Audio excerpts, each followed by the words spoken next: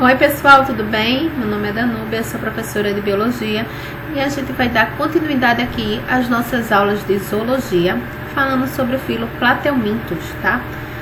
Bom, os plateuminthus são os vermes achatados, de corpo achatado, pouca espessura e que vivem em diferentes ambientes, tá? Eles vão ocorrer tanto em ambiente aquático quanto em ambiente terrestre, e muitos deles são parasitas, como o Schistosoma mansoni, causador da esquistossomose, e as tênias, como está aqui no exemplo. As tênias são parasitas causadores da teníase. Os de vida livre, a gente tem como exemplo aqui a planária. Bom, são animais triblásticos, quer dizer que eles têm os 3 folhetos, tá? Embrionários, ectoderma, mesoderma e endoderma. São acelomados, não possuem celoma na sua estrutura e possuem simetria bilateral. Alguns plateuminthus, eles vão apresentar sistema digestório, tá? E outras espécies não vão ter, como é o caso da tênia, por exemplo. O sistema digestório dos plateuminthus, ele vai ser incompleto, sendo a boca a única abertura para o trato digestivo. A troca gasosa desses animais vai ocorrer por difusão, tá? Pela superfície do corpo. E a excreção do sistema, ela é bem simples, por protonefrídeos, tá? Os quais a gente também chama de células flama, tá? Estrutura aí bem simples. Bom, aqui é a estrutura corporal dos plateuminthus, tá? Eu estou mostrando a vocês. Eu tenho aqui a boca como a única entrada, tá, do organismo, do seu trato digestivo. Então, por aí vai entrar os nutrientes e também vai sair as excretas. O sistema nervoso ganglionar aí, formado com cordão nervoso, tá, por todo o corpo do animal. Como eu estou mostrando aqui, tá, essas células nervosas. O cordão nervoso, o gânglio cerebral. E aqui são as células flamas, células ciliadas por onde vai ocorrer a excreção. Bom, eles não apresentam sistema circulatório nem sistema esquelético, né? São invertebrados. O sistema nervoso, como eu falei, são gânglios, tá? Cordões longitudinais. A reprodução desses animais, ela pode ser assexuada ou sexuada, tá? Aí, a sexuada, fecundação cruzada, como a gente tá vendo aí o caso da planária, né, com os dois se fecundando, trocando material genético. E a assexuada por regeneração. A planária, ela tem alta capacidade de regeneração, tá? Então, se você partir um pedacinho dela, vai conseguir formar outro idêntico, tá? Algumas espécies vão ter desenvolvimento direto, tá? Sem fase larval, e outras com fase larval, tá? Com estágio larval. E a gente vai ter indivíduos aí hermafroditas, com os dois sexos, como é o caso da tênia, tá? E indivíduos com sexo separado, como é o caso do xistosoma, tá? Que a gente vai ver daqui a pouco. Bom, classificação dos dos plateuminthus, desculpa. Os plateuminthus, eles são classificados em tubelária, tremátoda e cestoda, tá? A gente vai ver primeiro aqui os tubelários. Esses tubelários, eles são de vida livre. O exemplo mais conhecido é as planárias, que estão aí na imagem, tá? Essas planárias vai ter espécies de vida aquáticas, com pouco centímetro, e outros de ambiente terrestre, tá? Ela vai se alimentar, quando a planária ela se alimenta, gente, ela coloca a faringe dela, né, que fica aqui na parte ventral. Deixa eu mostrar aqui a vocês, aqui na parte ventral. Aí a digestão começa extracelular, tá? E depois os nutrientes são distribuídos pelo corpo e continua a digestão intracelular, tá? A planária também vai ter, além desse sistema digestivo incompleto, a gente tem aqui os océolos. Esses océolos, eles percebem a intensidade luminosa, tá? E os gânglios percebem, eles vão dar informações, tá? Do meio ali. Se vai ter presença de substâncias químicas, por exemplo, naquele meio. Sistema ganglionar, tá? Tremátoda. Essa classe tremátoda, tá? A gente vai ter aí o representante do Schistosoma mansoni, que é o causador da esquistossomose, certo? Também a gente pode chamar ele de esquistossoma.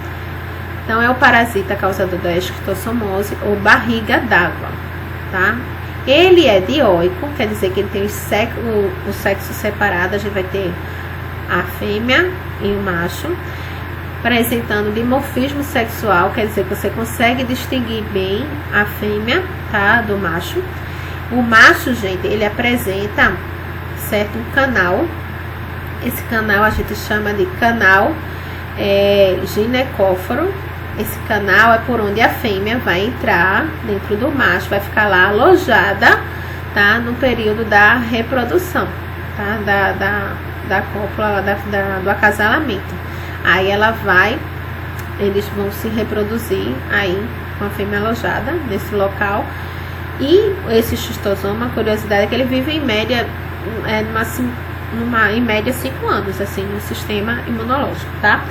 Sem detectar. Mas tem casos que o xistosoma pode viver até 30 anos, tá? Ele se aloja lá, pertinho do baço, engana lá o sistema imunológico, pode ficar até 30 anos lá sem você saber que tem o seu vermezinho lá de estimação.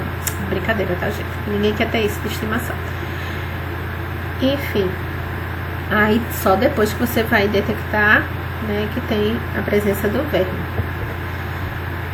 Bom, o esquistossomose, tá, que é a doença causada pelo Schistossoma mansoni, é uma doença conhecida também como a doença do caramujo ou barriga d'água, tá? Ela tem esse nome aí, barriga d'água, por conta da reação que ela causa no organismo e produz esses fluidos, acúmulo de líquido naquela região. Então, o ciclo de vida, tá, do esquistossoma, ele vai envolver um hospedeiro intermediário e um hospedeiro definitivo. O hospedeiro definitivo, no caso aí, é o homem, tá? O intermediário é o caramujo. Então, o homem doente, ele vai defecar, certo? Vai deixar lá, ao defecar, as suas fezes, se estiverem contaminadas, vai contaminar lá o solo. Aí essas fezes, esses ovos, entrando em contato, certo, com a água, eles vão eclodir e vão liberar e se desenvolver em larvas ciliadas, que a gente chama de miracídio, tá? As quais vão penetrar, esses miracídios, eles ao encontrar um caramujo, eles vão penetrar no interior do caramujo, que vai ser o hospedeiro intermediário, e vão sofrer uma série de modificações. E após alguns dias, eles vão ser liberados em forma de larva, uma nova larva, que a gente chama de cercária, tá? É essa cercária que vai contaminar o homem, tá? Ao penetrar na pele dele, vai se transformar em esquitossômulos, produzir os vermes adultos, tá? Formar aí os vermes adultos, que vão se alojar lá no intestino, vão se fecundar, né? Vão se acasalar, vão formar aí novos ovos, colocar novos ovos que vão ser liberados pelas fezes, tá? Essa doença, esse ciclo aí, ela vai causar, que é a esquistossomose, ele pode causar fraqueza, provocar fraqueza, falta de apetite, tosse, diarreia e aumento no volume do abdômen, tá? Por isso que é conhecida como barriga d'água. Então, aqui a imagem do indivíduo já com a barriga inchada, cheio com as larvas, com o verme, aliás. Aqui são as cercárias, o verme adulto, o macho, e aqui é a fêmea. Bom, o ciclo de vida da esquistossomose, vamos dar uma resumida aqui. Aqui o homem doente, ele defeca lá, as suas fezes tem contaminada com os ovos, vão entrar em contato com a água, formam os miracídios. Esses miracídios entram em contato com o caramujo, tá? Aí eles vão se desenvolver no caramujo, que é o hospedeiro intermediário. Depois as larvas, novas larvas são liberadas, tá? Na água, agora como cercárias, que essas larvas se desenvolveram lá no caramujo, são liberadas de forma de cercária. Essa cercária, ela ao encontrar um homem lá que nadou lá naquela região, ela vai contaminar o homem. Quando ela contamina, provoca uma reação, uma coceirinha. Até se diz, né? Nadou, coçou, é porque pegou. Então, significa que o homem foi contaminado, tá? Aí ele vai desenvolver aqui o verme adulto e vai começar um novo ciclo. Bom, a outra classe é a cestoda. Nessa classe a gente vai ter as tênias, tá? As tênias, elas não possuem um sistema digestivo. Elas vão absorver os nutrientes previamente digeridos pelo hospedeiro através da superfície do corpo, tá? Ela tem ação exfoliativa e pode causar deficiência nutricional, certo? Então, por mais que a pessoa se nutra, né, tente comer bem, ela vai absorvendo os nutrientes, a pessoa vai emagrecendo, vai perdendo peso, certo? Então, aqui tem, uma estrutura que eu tenho a tênia, certo? A tênia adulta. Aqui eu tenho dois exemplos, a cabeça da tênia adulta da sólio e a da saginata, tá? Essa sólio é a tênia, que é o hospedeiro, intermediário é o porco, e a saginata, o hospedeiro intermediário, é o boi. Então ela tem aqui os ganchos ventosas que vão ajudar ela a se fixar, tá? Lá no intestino, para poder absorver os nutrientes, certo? E o corpo, esses quadradinhos aqui, ela é bem achatadinha, tá? Parece uma tirinha, como se fosse uma tirinha daqueles macarrão, achatadinha, cheia de quadradinhos. Esses quadradinhos a gente chama de proglótides. Cada proglótide dessa, ela pode se autofecundar, tá? Formar ovos, porque ela tem, ó, o ovário e o testículo, certo? Ela tem os dois órgãos. Então, a pessoa, né, que tem essa tênia, certo? Ela vai eliminar pelas fezes esses proglótides nos ovos, tá? Em condições favoráveis, eles vão começar a se desenvolver. Aí ele vai contaminar ali o solo, esses ovos. Aí o animal, quando for lá se alimentar dali, ele se contamina com esses ovos. Aí esses ovos essas larvas aí vão se alojar no tecido muscular do animal, né? Vai começar ali a se desenvolver, tá? Esses ovos vão se desenvolver larvas que se alojam no tecido muscular do animal.